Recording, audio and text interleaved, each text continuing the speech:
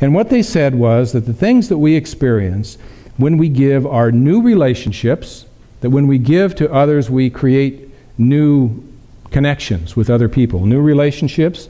We create a feeling of security, interestingly enough. We create jobs because we show up. How many people have gotten jobs because they have given something even though they had no intention of that, and all of a sudden opened a door up for themselves for jobs?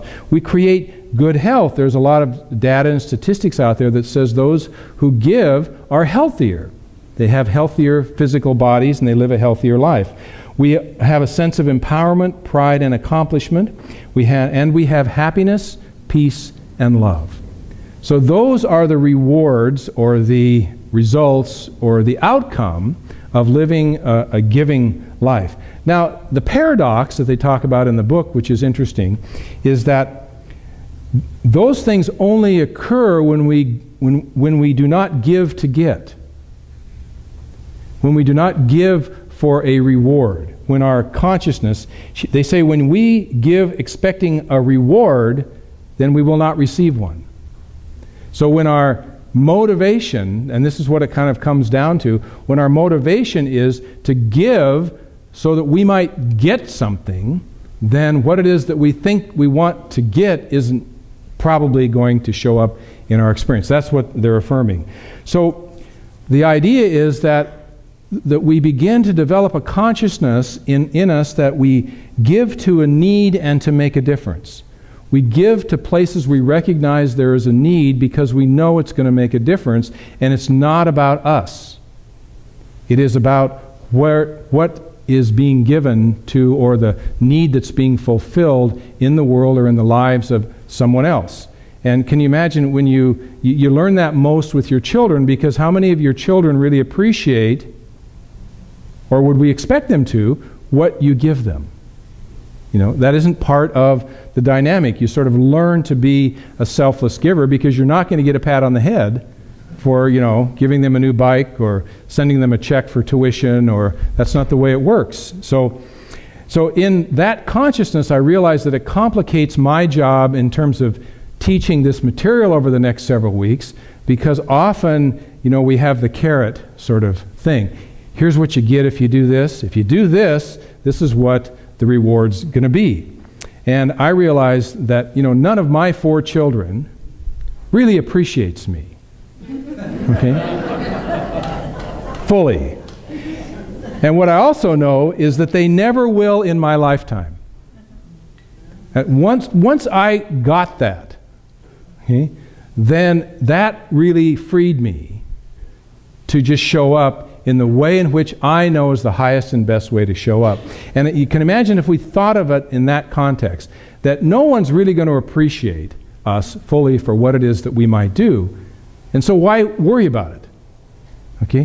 Why let that be part of our dynamic? Why don't we just show up and do what we know we would like to do and need to do in order to bring our life into its perfect balance?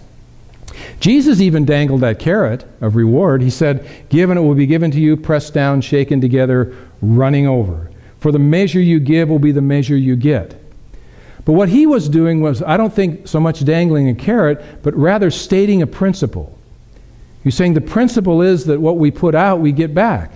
And so, and that's just a normal spiritual principle, the law of giving and receiving, the law of cause and effect, the law of mind action, thoughts held in mind produce after their kind. That's a statement of that principle, not a motivation to do something. Mahatma Gandhi said that to find yourself, lose yourself in the service of others. But we cannot lose ourselves if a reward is expected. We can't do it. Because there's always that part of us, you know, gosh, they didn't thank me. they should really thank me for what I'm doing, because I'm really, I'm really like putting it out there. So I should get a pat on the head, or I should get a check in the mail, or I should get, a thank you letter, or I should, you ever have yourself kind of having that conversation and dialogue, or even doing with my children, when they get a gift, well, you got to send them a thank you letter, you got to, that sort of thing is sort of teaching that. And that's okay. It's important to acknowledge the good that we receive to other people, but that should not be the motivation out of which we give to life, out of which we give to others' experiences. It's interesting that the energy that we put out is the energy that we get back. And there's an interesting story in the book about an elderly carpenter who had really reached the end of what he thought his productive time was, and he decided it was time for him to retire. And so he went to his employer, and he said, well, I'm going to retire. I want to spend more time with my extended family. Well, his employer really didn't want to see him go, but he said, I'm going to miss you. He said, what I would like for you, he says, I'd like you to build one more house. Just one more house. And he said, he really didn't want to, but he reluctantly agreed that he would go do that. And so he did. He built this house, but he just didn't put the kind of attention and energy that he'd been normally putting into houses. And he didn't really use the best materials that he would normally use when he built a house, because he was just sort of doing it and building this house and kind of getting through it. Finally, he got the house completed, and the employer came and inspected the house. And when he was done, he handed him the key, and he said, "This is your house. This is my gift to you for your retirement." So you see, when we engage in some process, whatever it is that we put into it is what it is that we receive from it. And it doesn't matter what the dynamic is or how it might show up in our life. Scoop Jackson, I don't know if you remember Henry Jackson, some of you. He was a senator. He passed away a number of years ago. For many years.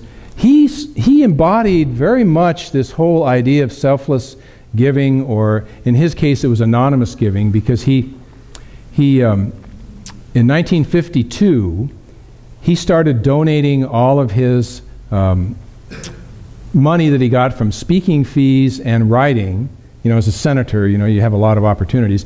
He donated all of that to charity. That was sort of his process. Well, in 1968, his sister Gertrude had passed away, and so he set up a foundation or a trust, and all that money began to flow into this trust. $40,000, $50,000, $60,000 a year was going into this trust, and it was set up to be used to help kids in the Everett School District with scholarships.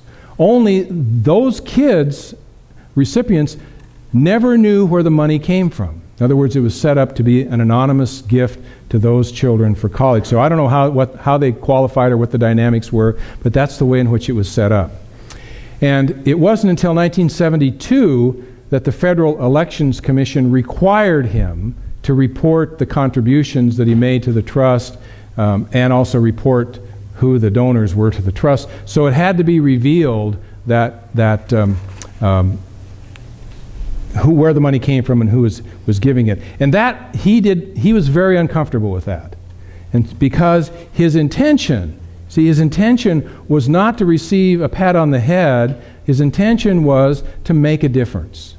That's really what was important to him. And I don't know the other dynamics around him, but I know that he created, I remember when that happened, and he created a consciousness about giving and what giving really is about, because he embodied in many ways that. It doesn't matter whether we agree with his politics or not. That's not the issue. The issue is that there was this energy that he had around that. And he taught, in many ways taught me, when I remember reading that article about it, he taught me the consciousness of giving, because it was a very selfless thing to do. We don't need to give secretly, to give selflessly.